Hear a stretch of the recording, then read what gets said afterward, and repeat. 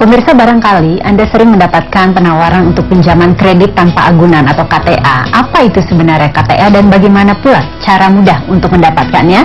Bersama saya Chandra Dewi, Anda menyaksikan Cerdas 5 Menit. Di studio Metro Manula Live kali ini saya telah ditemani oleh Bapak Anang Mas Fuad, Head Personal Loan dari Permata Bank. Selamat pagi Pak Anang. Selamat pagi Chandra. Pak Anang, langsung saja bisa dijelaskan apa yang dimaksud dengan kredit tanpa agunan ini Pak? Oh ya, kredit tanpa agunan atau sering disebut dengan KTA itu adalah fasilitas pinjaman tunai bagi nasabah perorangan yang bisa digunakan untuk apa saja, misalkan untuk keperluan renovasi rumah atau untuk rencana pendidikan atau untuk mungkin rencana pernikahan juga.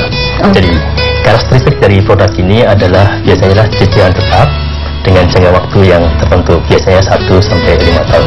Oke, jadi batas maksimal dari peminjamannya itu 1-5 tahun ya Pak ya? Ya, rata-rata di market adalah 1-5 tahun saat ini. Oke, kalau berbicara mengenai besar bunganya, kiranya bunganya bagaimana ini Pak Anang? Apakah lebih besar dibandingkan kredit lainnya atau bagaimana? Iya, kalau bunga KTA itu di pasaran saat ini berkisar antara 1-2%. Biasanya akan semakin kompetitif kalau misalkan nasabah tersebut merupakan nasabah dari bank yang bersangkutan.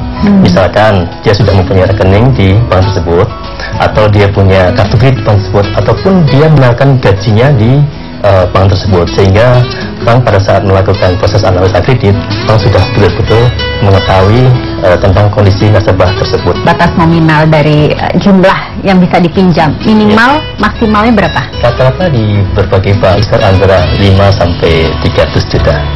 300 juta masih bisa ya Pak ya? Oke, siapa saja sih yang bisa mengajukan kredit tanpa agunan ini Pak? Iya, pada dasarnya kredit ini dia ditujukan ke karyawan, profesional, ataupun wirausaha. Yang penting adalah dia dalam masa produktif, dalam artian bahwa dia bisa mempunyai penghasilan. Oke, nah kapan kiranya kita bisa mengajukan kredit tanpa agunan ini? Sebetulnya sih kapan saja, tapi yang penting adalah bahwa dia sudah ada satu kebutuhan atau rencana kebutuhan, sehingga penggunaan dari loan tersebut adalah sesuai dengan tujuannya. Oke, nah persyaratannya pasti ini karena tanpa agunan. Oh, yang saya pikir ini barangkali agak lebih berbelit-belit nih, lebih banyak persyaratannya. Sebenarnya enggak juga Mbak Chandra. Jadi syaratnya cukup pertama adalah dia tentu warga negara Indonesia, ya, domisili di Indonesia. Usia produktif itu biasanya sekitar 21-60 tahun. Dia harus punya KTP dan saat ini mewajibkan untuk mempunyai NPWP. Itu aja. Harus punya NPWP juga ya Pak? Iya, supaya tidak seperti itu. Oke, nah bagaimana caranya kita bisa mengajukan kredit tanpa agunan ini Pak? Nah, ini menarik sebenarnya. Kalau mengajukan adalah ada berbagai cara. Bisa berkunjung ke bank, ke bank yang dimaksud yang menawarkan KTA, atau bisa juga melalui sales agent, tetapi harus dipastikan bahwa sales agent tersebut mewakili atau ditunjuk dari bank. Ya, jadi supaya tidak disalahgunakan data kita.